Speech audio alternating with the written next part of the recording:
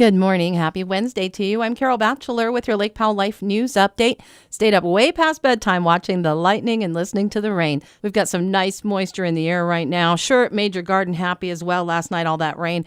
We'll check in with Travis, see what's in store for your next 24 in about 15 minutes, so stay tuned for that. Arizona primary next Tuesday. Early voting continues, but if you're mailing in your ballot, that needs to happen today to make sure that's received in time to be counted. You can also walk in your ballot to City Hall and Page Monday through Thursday, 7:30 to 5:30, but there are multiple locations in Coconino County to drop off your early ballots. We've put those locations for you at lakepowelllife.com. The deadline to vote early in person is this Friday at 5 p.m. The deadline to drop off your voted early ballot is 7 p.m. next Tuesday, Election Day, August 28th. Later this morning, we'll have the Arizona Republican Party Chairman Jonathan Lyons on the phone to give us an overview of what you'll be seeing on the GOP ballot and give us a little insight to help you make your decisions at the polls.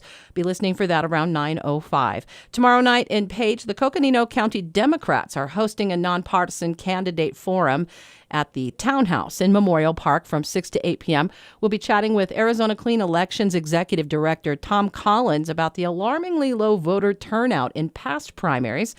The Environmental Protection Agency has released a report this morning from the Office of Inspector General indicating their need to finish prioritization and resource allocation methods for abandoned uranium mines that sit on or near Navajo lands.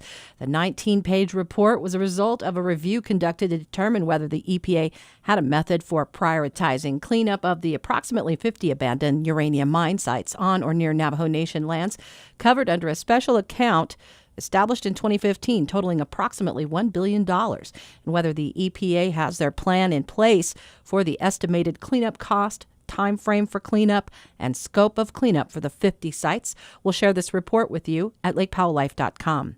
One of the GOP Senate candidates in Arizona took to social media yesterday, made some serious allegations against her fellow Republicans. Dr. Kelly Ward tweeted that she felt the lack of leadership and courage by open border senators like Jeff Flake and John McCain, as well as amnesty advocate Martha McSally, contributed to senseless deaths, essentially blaming the senators for the undocumented immigrant who allegedly killed an Iowa woman earlier this week. Ward rounded out her blast, saying she feels true leadership in the Senate is needed to build the wall and secure our borders. It is election time. We're getting down to the wire now before all votes must be cast for the Arizona primary.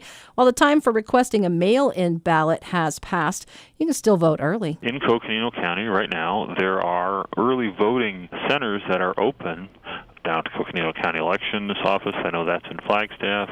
An early voting site, Page City Hall, Monday through Thursday, 7 a.m. to 5:30 p.m. Folks who, whether they're independent, Republican, or Democrat, can come and cast a ballot there. That's Tom Collins, Executive Director of the Arizona Citizens Clean Elections Commissions, who tells Lake Powell Life News it's pretty simple for registered voters to get that handled before the deadline. So they don't have to wait for Election Day. Just because you didn't request a mail-in ballot doesn't mean you have to wait till Election Day. You can head out to the Page City Hall. And we're getting word that Navajo Nation Speaker Lorenzo Bates was involved in a vehicle accident this morning on his way to Window Rock to chair the scheduled Nabikiati committee meeting. He's currently being evaluated at the hospital, expected to be released later today. The meeting did move forward as scheduled, but Navajo Nation leaders are asking for thoughts and prayers for the speaker and his family at this time. We definitely wish him a speedy recovery. Thanks for listening to 98.3 and 1340 The Bandit and 93.3 Jack FM. Remember, news and other information posted on our free website, lakepowelllife.com.